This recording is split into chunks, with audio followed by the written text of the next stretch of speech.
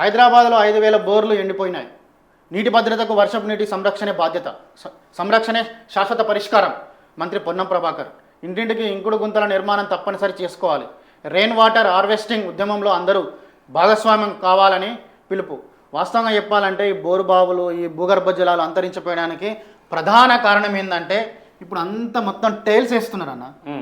Tiles, ఈ concrete, ఇదంతా మనం ఇదివరకు ఉన్నప్పుడు విలేజ్లో ఉన్నప్పుడు ఏ వాటర్ మనం యూజ్ చేసుకున్న ఆ వాటర్ అనేది భూగర్భ జలాలకు, ఆ పెంట కుప్పలకు కానీ పక్కపంటి చిన్న చిన్న మొక్కలకు ఉంటే దానికి భూగర్భ జలాలు అనేది బలంగా ఉండేది. ఇప్పుడు ఏంటంటే కాలుకి ఇంత మట్టి అంటకుండా మనం కాంక్రీటు, గచ్చు, టైల్స్ వేసుకుంటాం వల్ల మనం ఉపయోగించిన వాటర్ అనేది డైరెక్ట్ ఆ బండల వెంకలట కాలువ నుంచి డైరెక్ట్ సముద్రంలోకి వెళ్ళిపోతుంది.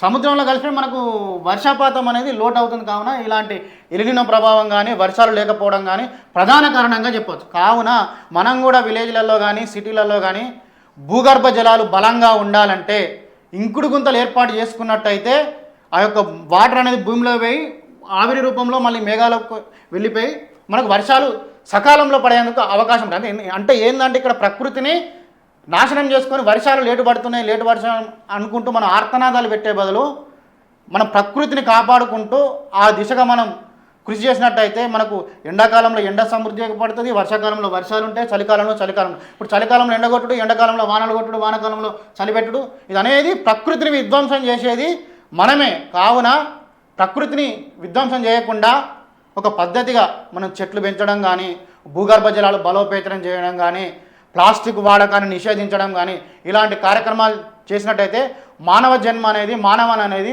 ఇంకా దినదినాభివృద్ధి చెందుతుందని సందర్భంగా తెలియజేయడం జరుగుతుంది. ఉత్తరాన వానలు అయితే దక్షిణాన కరువు ఛాయలు అయితే దేశంలో ఎలినో ఎఫెక్ట్తో ఋతుపవనాల్లో తేడాలు. గుజరాత్, హిమాచల్ ప్రదేశ్, మహారాష్ట్రలో కుంభవృష్టి, తెలంగాణ సహా దక్షిణ రాష్ట్రాల్లో వానలు కరువు. స్థానిక వాతావరణ పరిస్థితులతోనే ఉత్తరాన వర్షాలు అయితే అల్పపీడనాలు, ఉపరితల ఆవర్తనాలన్నీ కూడా అటువైపే కేంద్రీకృతం. ఇక్కడి తేమగాలులన్నీ కూడా అటువైపే పయనం. ఈ మన దగ్గరున్న ఋతుపవన గాలులు కూడా అటే ఇట్లా అయిపోయింది. ఎందుకంటే భూగర్భ జలాలను అంతరించిపోయిన తర్వాత మన వాటర్ అనేది డైరెక్ట్ సముద్రంలో కలిసి పైన వర్షాలు పడుతుంటాయి అన్న. మనకాడ వర్షాలు లేకపోవడం వల్ల చాలా ఇబ్బందికరమైన పరిస్థితులు కనబడుతున్నాయి.